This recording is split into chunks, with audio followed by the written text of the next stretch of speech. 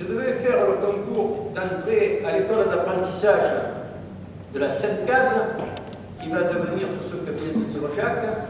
D'abord Sud Aviation, et puis la SNIAS, et puis Eurocopter. Alors, en septembre 1939, au moment où je devais passer ce concours, c'est le moment où se déclenche la guerre. Et le concours est reporté. Il est reporté au début mars. Mais cette période est mise à profit pour briser l'unité syndicale qui avait été reconstituée en 1934. Les syndicats dont les dirigeants n'acceptent pas de condamner le pacte sont dissous.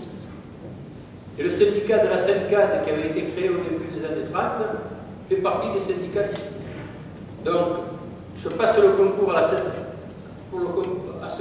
je passe ce concours en mars 40, je suis admis à ce concours et je rentre dans cette entreprise. Cette entreprise, il y a déjà à ce moment-là une organisation clandestine qui commence à travailler, qui commence à distribuer des tracts. Et on aura la continuité de cette organisation pendant toute la durée de la guerre, et bien sûr, après la guerre, encore plus. Cette période, c'est une période où se crée le syndicat de la Sainte-Case, mais où se crée aussi beaucoup d'autres. En 1932, il y a une situation dans le département, et à Marseille, qui est assez critique du point de vue des organisations syndicales. L'unification syndicale n'avait pas encore été faite. La CGT de l'époque comptait 21 000 adhérents, et la CGTU de l'époque, elle comptait 7 000. Donc ça faisait 28 000 à tous les deux. C'est au moment où arrive dans le département Charles Nedelec, qui va jouer un rôle extraordinaire.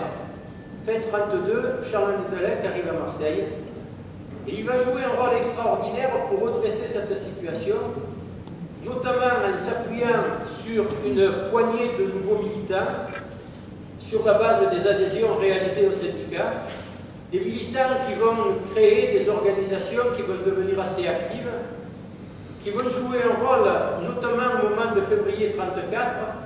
On a sur Marseille, le 12 février 1934, plus de 100 000 manifestants. C'est déjà en partie à ce travail qu'on le voit. Il y a des actions qui se mènent dans de nombreuses entreprises.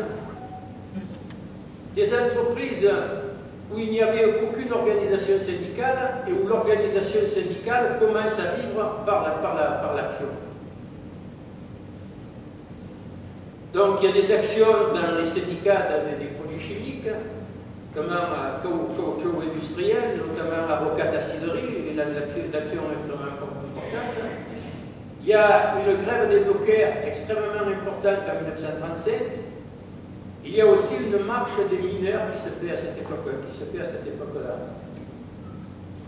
En même temps, est menée cette bataille antifasciste et revendicative, est menée aussi une bataille pour Marseille propre contre la mafia. On a là une coopération entre Charles Nedelec et François Viou qui est remarquable, où ils se voient pratiquement tous les jours pour la reconquête du port et pour la lutte pour Marseille propre. Aux élections de 1936, on a déjà un renversement extrêmement important de cette situation, avec les succès du Front populaire, et l'organisation syndicale se développe. J'ai indiqué qu'en 1932, il restait 28 000 syndiqués. En 1936, il y en a 150 000 sur les Bouches-du-Rhône. Même après la fin des grèves de 1936, ces grèves se sont déclenchées dans les entreprises qui étaient organisées, mais dans les entreprises inorganisées, il y avait aussi une recherche. Il y avait des contacts qui se nouaient entre les entreprises inorganisées et ceux qui étaient organisés, et c'est comme ça que vont se développer des grèves, y compris dans des entreprises qui n'étaient pas organisées. Et ça va donner au mouvement de grève de 1936 l'ampleur qu'on a connue, avec les 40 heures, avec les congés payés, avec les revendications, les conventions collectives, toutes ces revendications. Après les grèves de 1936, les mouvements ne s'arrêtent pas, puisque continuent à se poser des problèmes de la remise en question des succès du Front populaire. Et on est avec le déclenchement de la guerre d'Espagne, on est avec la non-intervention, et on est avec ce que le gouvernement de l'époque appelle la pause, c'est-à-dire l'arrêt des revendications, l'arrêt des discussions avec les salariés, mais la mise en œuvre de dispositions qui leur tournent le dos. Avec Munich et le pacte germano-soviétique, on est avec le déclenchement de la guerre et la dissolution des syndicats, comme je viens de l'évoquer. Et la lutte clandestine commence. Et dans la Seine-Case, quand j'arrive, moi, en mars 40 à la Seine-Case, il y a déjà des tracts qui sont distribués clandestinement, comme ils le sont dans quelques autres entreprises, où les efforts de reconstitution peinent à se mettre en place, mais de gros efforts sont faits dans ce sens. En octobre 1941, c'est la Charte du travail. La Charte du travail, pour abolir la lutte des classes, considère que les organisations syndicales, que les activités syndicales doivent être supprimées. Il y a une bagarre qui est menée pour entraîner les travailleurs à la lutte revendicative et en même temps contre les méfaits de l'occupation, contre les méfaits de... Il y a l'idée que la libération, elle se ferait avec une grande action militaire. Vous savez que ça pourrait être une des conditions et que l'action militaire, la grande action militaire, elle ne viendrait pas comme ça du jour au lendemain. Il y a Benoît Frachon qui écrit par exemple dans la vie ouvrière d'avril 1934, la vie ouvrière clandestine, il écrit que ce qui compte, c'est l'action, pas l'action pour demain, mais la lutte quotidienne, celle qu'on engage contre la déportation, pour l'augmentation des salaires, pour le ravitaillement et mille autres revendications. Et ces efforts sont menés systématiquement. C'est pas facile, mais il y a une grosse bataille idéologique qui est menée. Et elle est notamment menée en direction des jeunes à la Seine-Case par le syndicat, parce qu'il y avait de gros efforts en direction des jeunes et en direction des apprentis. Et avec la Seine-Case, on met en place dans chacun des ateliers délégués.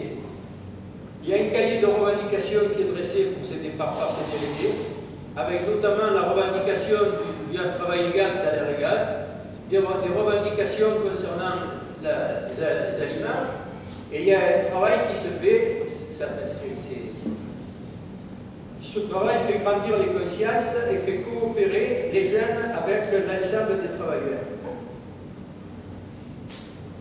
Ces efforts sont faits en même temps par les syndicats de Marseille, et on a sur le syndicat de Marseille de la métallurgie une commission des jeunes, où on se retrouve avec les jeunes des différentes entreprises, réparation navale, terrain, SPCN, etc. C'est sur la base de cette activité de la jeunesse qu'au moment de la libération, quand va être mise en place une délégation municipale, parce que Marseille avait été privée de son autonomie communale fin 1938 avec l'incendie des nouvelles galeries. Et en 1944, son autonomie communale n'était pas encore retrouvée. Il y avait encore sur Marseille un préfet délégué. Et c'est le conseil départemental de la libération, avec le commissaire de la République, Raymond Aubrac, qui met en place cette délégation municipale. Dans cette délégation municipale, des places avaient été réservées à la CGT, et la CGT, sur la base de l'importance qu'elle attachait au travail en direction de la jeunesse, elle décide dans ses 5 représentants d'y mettre un jeune syndiqué, et c'est moi qui ai hérité de cette responsabilité. J'ai donc été délégué municipal en septembre 1944. Je ne resterai pas longtemps, puisqu'en avril 1945, il y a des élections, et en avril 1945, je ne suis pas électeur, donc je ne suis plus éligible, et je ne suis même plus électeur.